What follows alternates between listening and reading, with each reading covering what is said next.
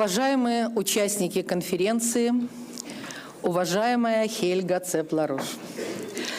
Данная конференция Chers amis, cette conférence offre aux scientifiques et aux spécialistes de tous les continents une occasion d'échange face aux tensions belliqueuses extrêmes que nous confrontons. Effectivement, voici une occasion qui nous est donnée pour tracer une voie qui permettra de sauver le monde et de le réorganiser de sorte à garantir tant la souveraineté que la stabilité politique, la croissance économique et une vraie qualité de vie pour tous les peuples. Pour nous, citoyens d'Ukraine, ces questions se posent de manière dramatique. La guerre civile en Ukraine est une saignée. Nos pertes en hommes, nos pertes économiques sont énormes. Le pays se débat dans les griffes d'une dictature néo-nazie, dictature qui n'est qu'un outil entre les mains de ceux qui souhaitent déclencher une troisième guerre mondiale, y compris une guerre nucléaire. Notre pays a la chance d'avoir un excellent climat, avec 20% des terres noires très fertiles de la planète, une situation stratégique formidable et une force de travail exceptionnellement bien formée et qualifiée. Pendant 22 longues années, l'Ukraine s'est pliée aux conditions imposées par le Fonds monétaire international et la Banque mondiale, et pendant 8 ans, aux règles de l'Organisation mondiale du commerce. Et cette année, l'Ukraine a signé un accord d'association avec l'Union européenne. Prélude à l'abîme, à la désintégration et à l'autodestruction. Dès 2013, le PIB de l'Ukraine ne représentait plus que 65% de son PIB de 1990. Et la chute s'est poursuivie en 2014. 1% de chute au premier trimestre, 4,7% au deuxième. Les projections pour fin 2015 sont une baisse de 10%. La dette étrangère de l'Ukraine grimpe rapidement. Elle a gonflé de 102,2% rien que pour 2014. За 8 месяцев 2014 года промышленное производство Украины сократилось... Au cours des premiers 8 mois de 2014, la production industrielle ukrainienne a chuté de 7,8%, tandis que l'hryvnia, notre monnaie, a connu une dévaluation de plus de 60%, accompagnée d'une inflation de 90% sur la même période. La guerre civile alimente cette crise économique. Les dépenses militaires dévorent le budget de l'État. Les salaires, les pensions et les allocations sont gelés, tandis que les prix et les services publics ont augmenté de 40% cette année. Le niveau de vie a chuté de 30%. 78% de la population de l'Ukraine vit en dessous du niveau de pauvreté à l'heure actuelle. Au lieu des valeurs européennes qui nous avaient été promises, le règne du droit, liberté de parole et de manifestation pacifique, le droit à la vie, à la sécurité, à la dignité, le droit à des élections libres, aujourd'hui, sont liquidés par une dictature néo-nazie. Les livres scolaires, les masses médias, nos institutions étatiques glorifient désormais les collaborateurs de Hitler, l'organisation des nationalistes ukrainiens et l'armée des insurgés ukrainiens, qui étaient les collabos de Hitler. La corruption prend désormais une nouvelle forme qu'on appelle une corruption européenne. Il ne faut pas voir à ce qui arrive en Ukraine comme un simple incident de parcours au sein d'une florissante communauté mondiale. Que non, il s'agit de la conséquence froidement planifiée de l'ordre mondial actuel qu'a fondé les États-Unis suite à la défaite de l'Allemagne nazie. Les États-Unis ont jeté les bases du système en 1944 lors de la conférence de Bretton Woods, le dollar américain devenant la devise de réserve mondiale,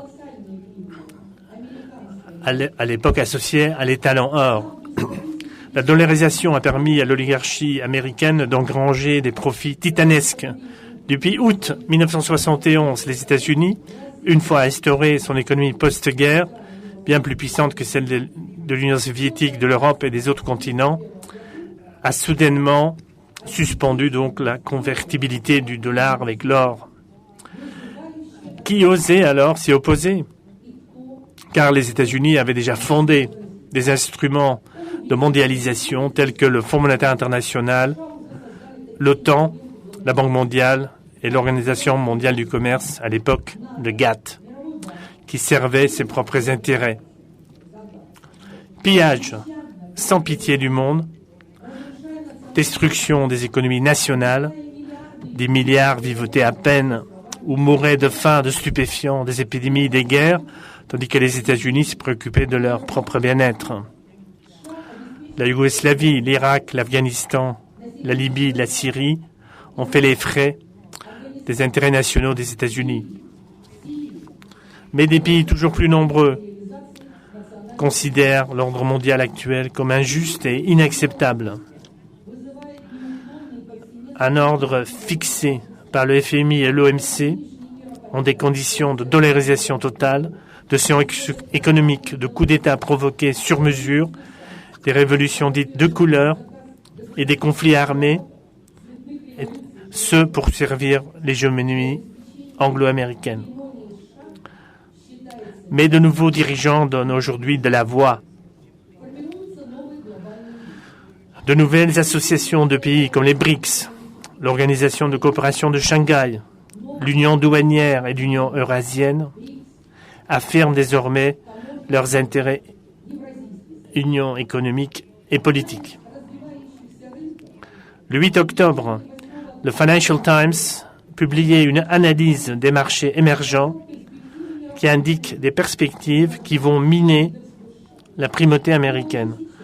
En termes de PIB ajusté pour la parité de pouvoir d'achat, le vieux groupe de 7 dirigé par les États-Unis prend terrain face aux nouveaux 7, le Brésil, la Russie, l'Inde, la Chine, le Mexique, l'Indonésie et la Turquie, qui totalisent un PNB de 37 800 000 milliards comparé à 34 500 milliards pour le G7. Milliards de dollars, bien sûr. La Chine a déjà dépassé les États-Unis. Да и сам Китай уже обогнал США. По этому же показателю, по ВВП, рассчитанному по паритету Son PIB en termes de parité de pouvoir d'achat représente 17 600 milliards de dollars comparé à 17 400 milliards 17 400 milliards de dollars des États-Unis. Pour les États-Unis, ne plus être leader mondial, voire détruire la pyramide du dollar, est une véritable menace, non seulement à la domination mondiale, mais à son existence nationale même. La dette étrangère des États-Unis est astronomique, 17 000 milliards, et son déficit budgétaire représente 1 700 milliards de dollars. Pour les États-Unis, l'issue radicale est la Troisième Guerre mondiale, qui est censée avoir lieu sur le continent européen. Il compte sur l'Ukraine comme mèche pour allumer la flamme de cette guerre. Depuis la chute de l'URSS, les États-Unis se sont mis à cultiver, citation, l'Ukraine. Dès les années 90, la relance des groupements et partis néo-nazis servait manifestement leurs intérêts.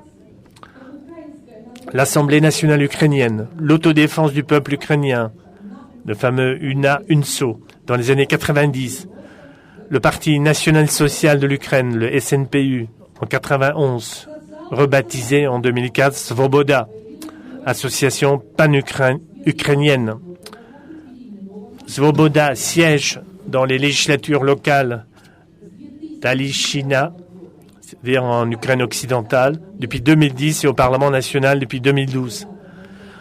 En 1993, l'organisation Trident, Stepan Bandera, fut créée, qui devint en décembre 2013 la base de Pravi Sektor, le secteur de droite, et tant d'autres. Tout au long de leur existence, les subventions et les informations en provenance de l'Occident ont été généreuses. Ceci en violant la charte et le jugement du tribunal militaire international de Nuremberg, qui oblige les juridictions nationales à intenter des procès à l'encontre de collaborateurs de Hitler. Ceci en violant les résolutions de l'ONU condamnant le racisme et le nazisme et qui oblige les États à interdire et en faisant un acte passable de sanctions pénales la promotion de la haine nationale, raciale ou religieuse.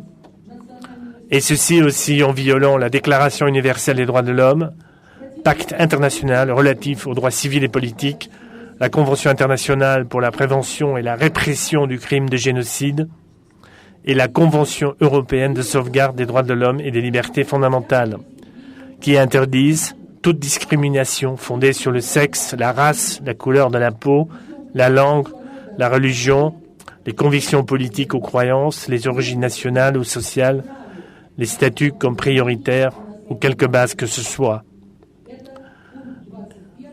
Également, et en violation de l'article 37 de la Constitution de l'Ukraine, qui interdit la création et les activités de partis politiques et organisations publiques dont les objectifs programmatiques ou actions visent à inciter les conflits interethniques, raciaux ou religieux et qui portent atteinte aux droits et libertés de l'homme. Запрещающих какую-либо дискриминацию по признаку пола, расы, цвета кожи, языка, религии, политических или иных убеждений, национального или социального происхождения. Or, ceux qui détiennent le pouvoir en Ukraine, sous le président Yushchenko et sous le président Yanukovych, ont fait usage des lois et règlements pour faire d'une idéologie nazie celle de l'Ukraine d'aujourd'hui. Les néo-nazis étaient le centre idéologique de l'Euromaïdan. Pendant leurs manifestations nazies, des symboles nazis ont été hissés de manière éhontée, la croix gammée, les chiffres 14 et 88, la croix celte et différents drapeaux, ainsi que des portraits de leurs idoles, les collaborateurs et agents de l'APOER, Konovalets, Bandera et Tchoukevitch. Sur l'Euromaïdan à Kiev, ils ont scandé sans arrêt, poignardant les moscovites, ce qui voulait dire poignardant les Russes, les communistes à l'échafaud, l'Ukraine aux Ukrainiens, gloire à la nation et mort à ses ennemis, gloire à l'Ukraine et à ses héros, et l'Ukraine au-dessus de tout. L'Euromaïdan de Kiev avait cessé d'être pacifique dès le 1er décembre 2013. Cela correspond au moment où les forces spéciales de la Berkout se sont vues interdire l'usage de toute arme, tandis que les guérillas du Maïdan utilisaient profusément des bâtons de baseball, des pavés de la rue, des cocktails Molotov et des chaînes pour s'en prendre à la police. Après, ils se ruèrent sur les dépôts d'armement de la police et des bases militaires à Alechina et acquièrent ainsi des armes automatiques. Ils ont saisi 19 bâtiments gouvernementaux situés dans le centre de la capitale. Они постоянно демонстрировали на своих нацистских шествиях и на Евромайдане в Киеве.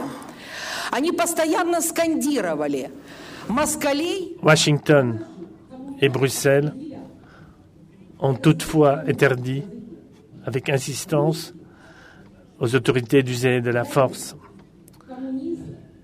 bien qu'elles aient constaté les actes de pillage et de violence des guérillas néo-nazis dans Kiev. Их лозунг «Слава нации! Смерть врагам!»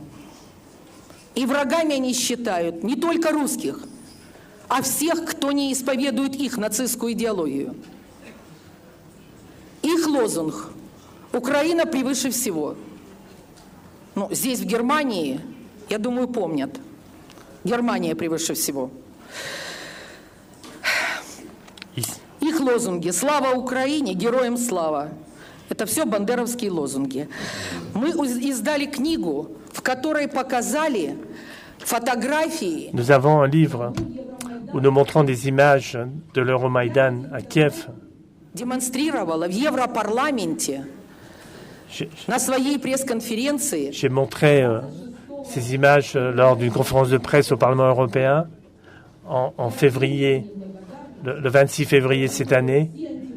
Et je veux vraiment exprimer mes remerciements à ceux qui m'ont aidé, parce que je veux vraiment que tous les antifascistes et tous les antifascistes d'Ukraine vraiment veulent remercier leurs amis de l'Institut Schiller, de l'Allemagne, de la France, de l'Italie, qui ont organisé pour nous cette tournée européenne pour faire éclater la vérité en rencontrant des députés, des membres des parlements nationaux et régionaux et des membres du Parlement européen. Mais Bruxelles, Washington, Londres, ils n'ont jamais vu alors ce qui s'est passé à Kiev. Ils ont uniquement vu un Maïdan pacifique. Ça a été pacifique pendant une semaine, hein, du 23 novembre jusqu'au 1er décembre. Dès le 1er décembre, on a jeté des pierres, on a sorti les battes de baseball, on a balancé des cocktails Molotov, on s'est attaqué avec les chaînes et avec des armes à feu. Mais Беркут запретили, Европа запретила, США запретили применять силу. La police, on leur interdit l'usage de la force pour se défendre. С событиями 9 августа 2014 года, когда полицейский в городке Фергюсон, это Comment штат, expliquer cette politique? расстрелял безоружного. Qu'est-ce qui s'est passé au Missouri quand la police, le 9 août, a tué Michael Brown, un Afro-Américain de 18 ans, qui n'avait aucune arme sur lui. Потом резиновые пули. А потом и вовсе была введена национальная гвардия. Ses compatriotes ont fait des marches énormes pour protester. Les gens, ensuite, la police a attaqué avec de la gaz lacrymogène. Et on a mis un couvre-feu et on a déclaré l'état d'urgence. La population ukrainienne a soutenu l'Euromaïdan, mais des millions, des dizaines de millions l'ont rejeté et ont rejeté l'Euromaïdan.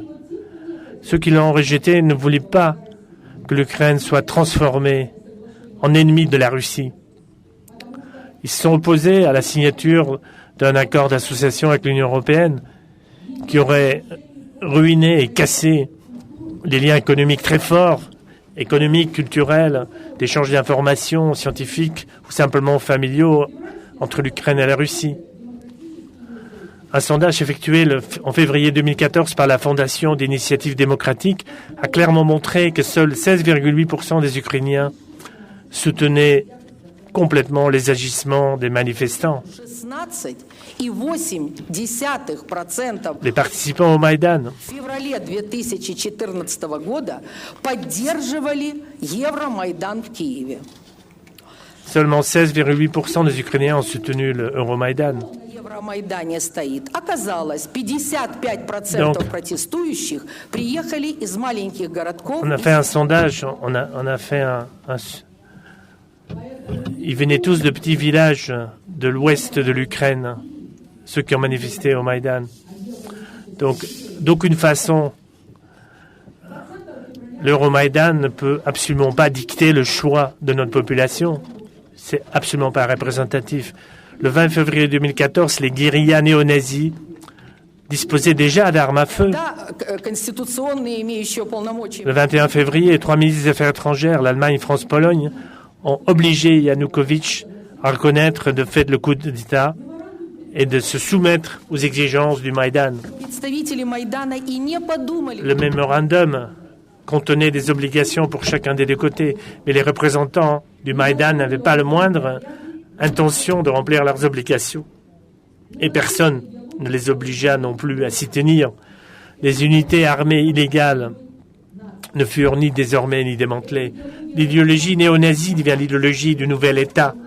Ceci est une idéologie selon laquelle un groupe ethnique dicte sa volonté à tous les autres. C'est une idéologie de représailles contre les Russes et tout partisan de la Russie. C'est une idéologie de représailles contre les dissidents. Les nouvelles autorités proclamèrent un pays, une langue, une église, un État. Sous ces conditions, les représentants du monde russe, et ceci signifie pas seulement les citoyens de la Fédération de Russie, et pas seulement les gens d'origine russe, mais aussi ceux que l'on nomme les petits Russes, qui s'identifient avec le monde russe et à la civilisation slave orientale, ont définitivement sonné l'alarme. La Crimée a explosé et le référendum du 16 mars montra une volonté pratiquement unanime en faveur d'un rattachement à la Russie. Le Donbass s'est soulevé. Cette région est habitée de 6,5 millions de gens, la plupart de culture russe et étroitement reliés à la Russie. Et le référendum du 11 mai a montré que 75% de la population des régions de Donetsk et de Lugansk ne voulait pas vivre dans une Ukraine anti-russe et néo-nazie. Mais le régime de Kiev décidait de punir le Donbass, piétinant les valeurs, la volonté et les intérêts de la population. Hier, nous avons entendu de nos collègues chinois comment la Chine travaille sur la question de Hong Kong. Essayons d'avoir un dialogue, ce qui s'avère très compliqué. Jusqu'à avril 2014, on ne pouvait pas croire que contre des citoyens pacifiques, son État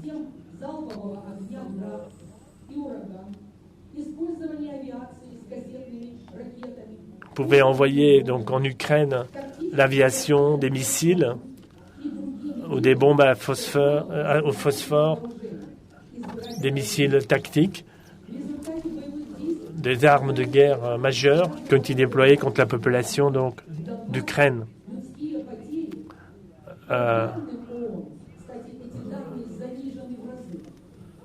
Les estimations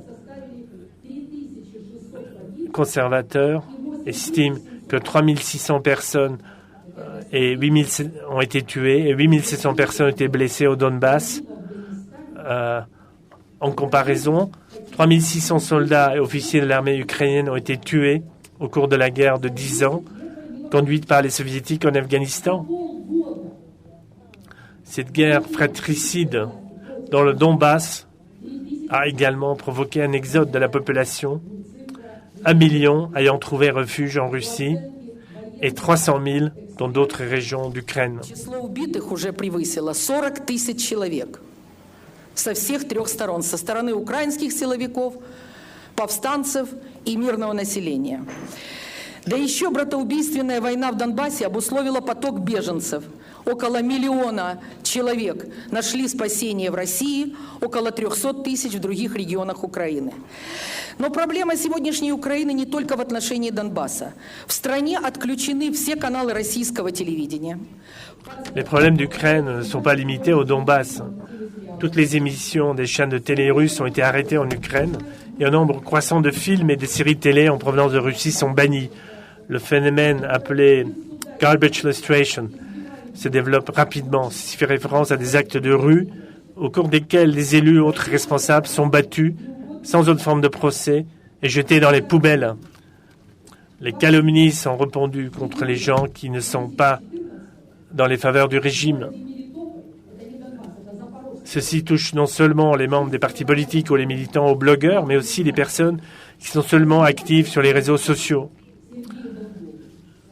Des nervis passent à tabac des manifestants pacifiques et les policiers arrêtent les manifestants.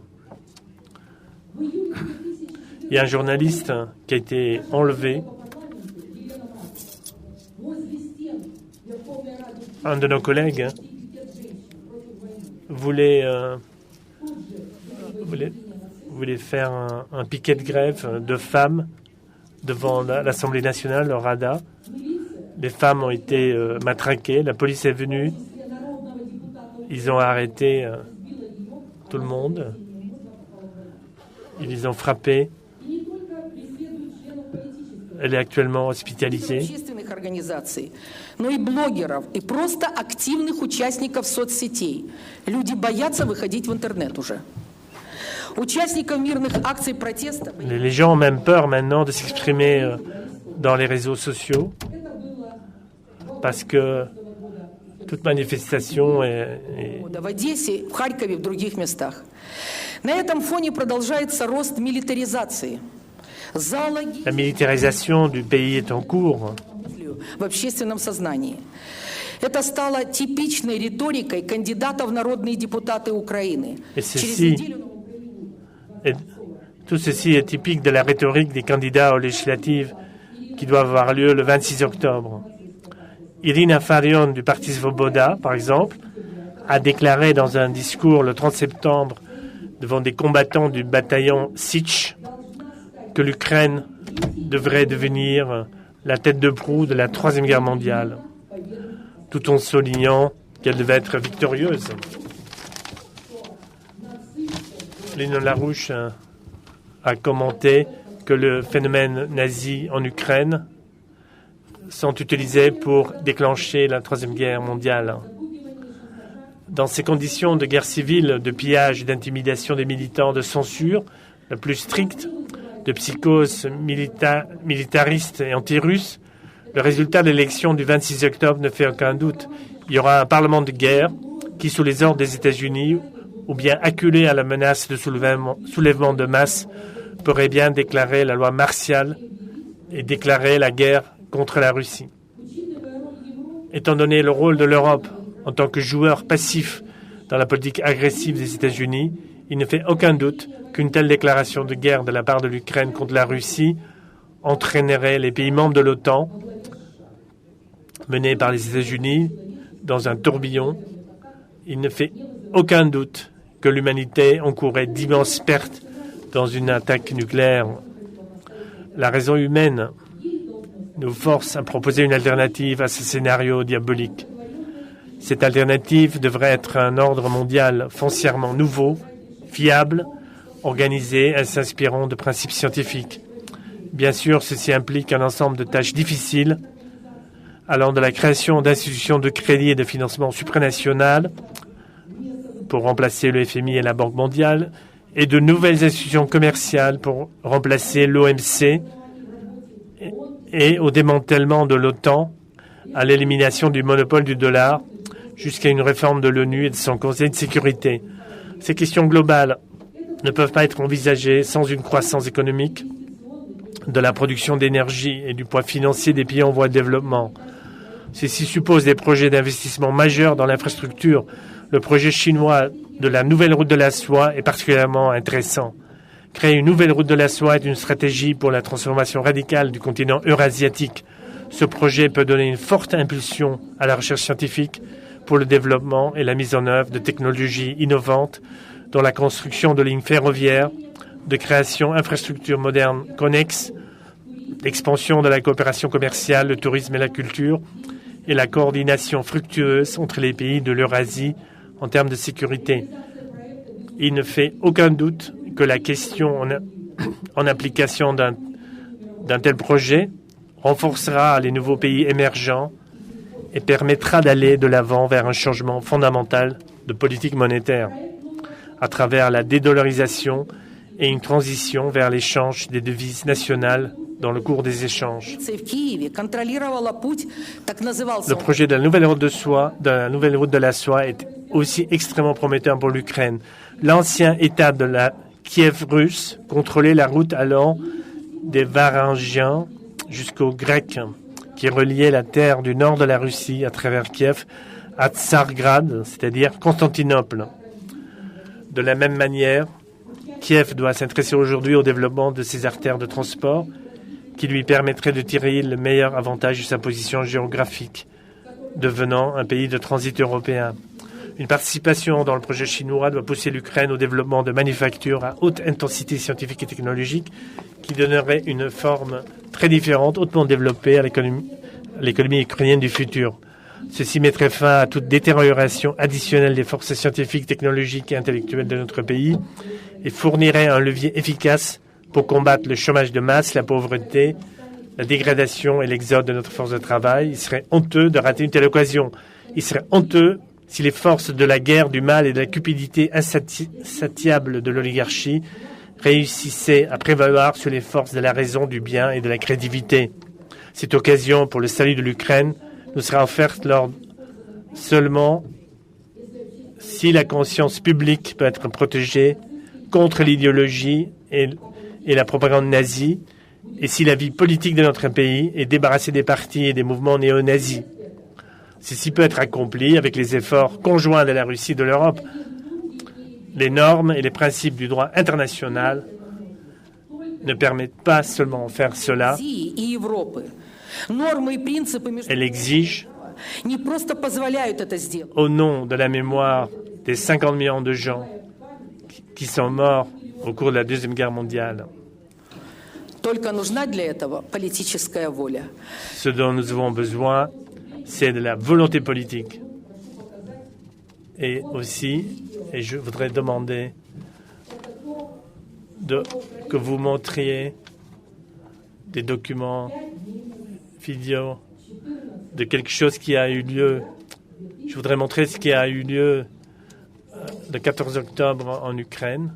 Je vais vous montrer maintenant des photos et un clip vidéo.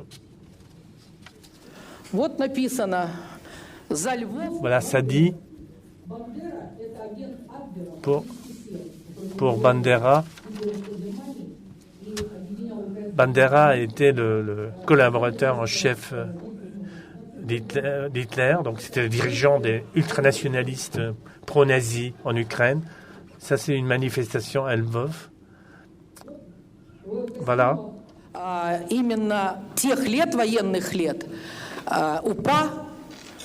Voilà, donc habillé de costumes d'époque, donc des collabos nazis.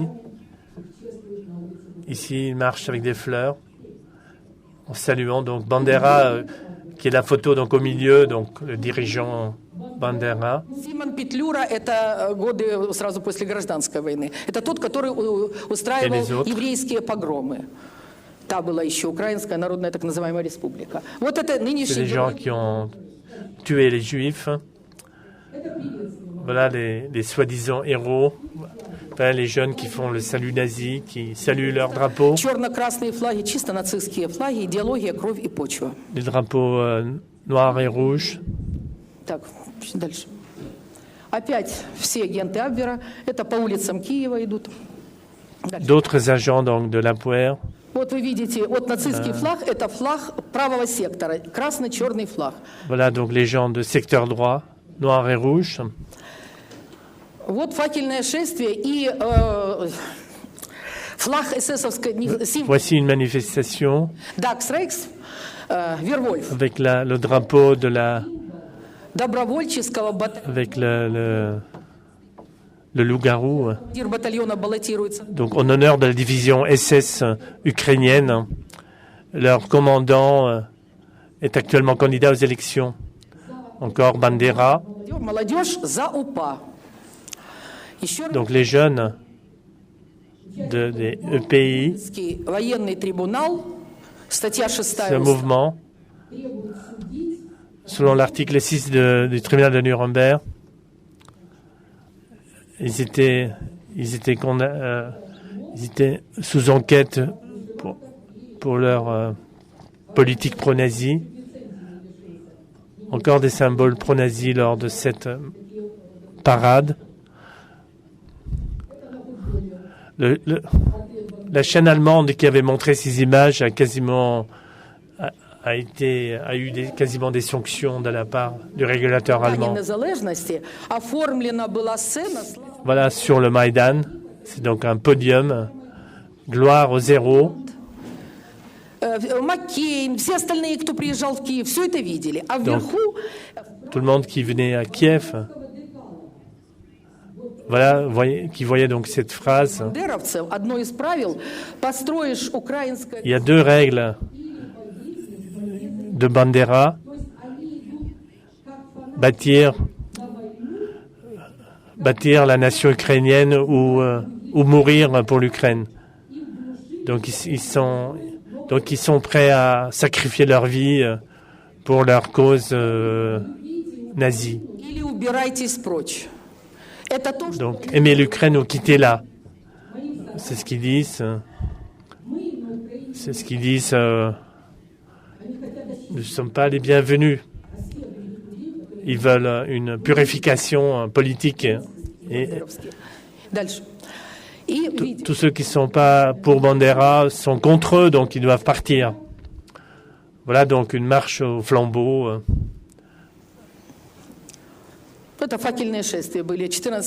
Voilà.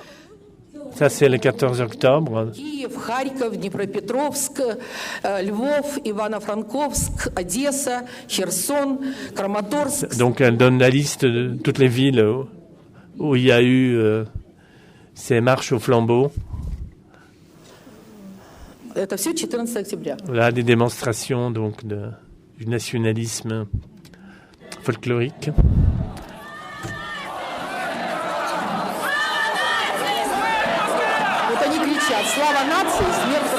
Il crie gloire à la nation,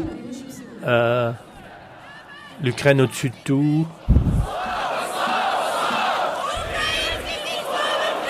Gloire, gloire, gloire.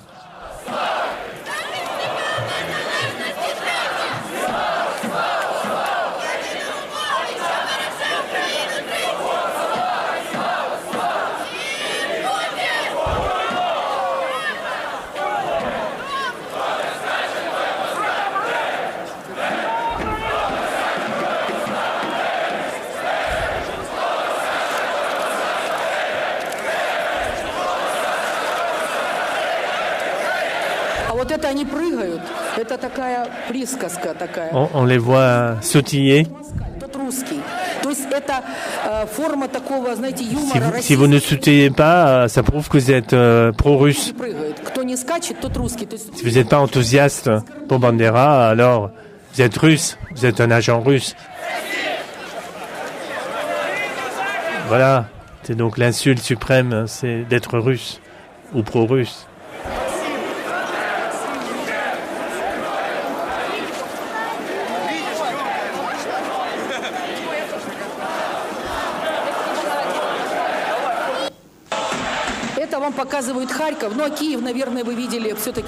Maintenant, vous voyez Kharkov.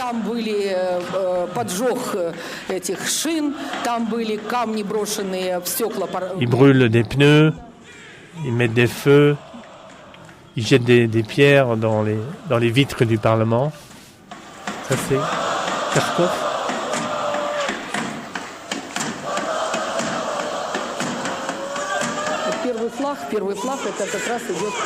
Voilà le drapeau là sur le devant, au premier plan. C'est le symbole de la division SS ukrainienne qui a combattu aux côtés des SS allemands.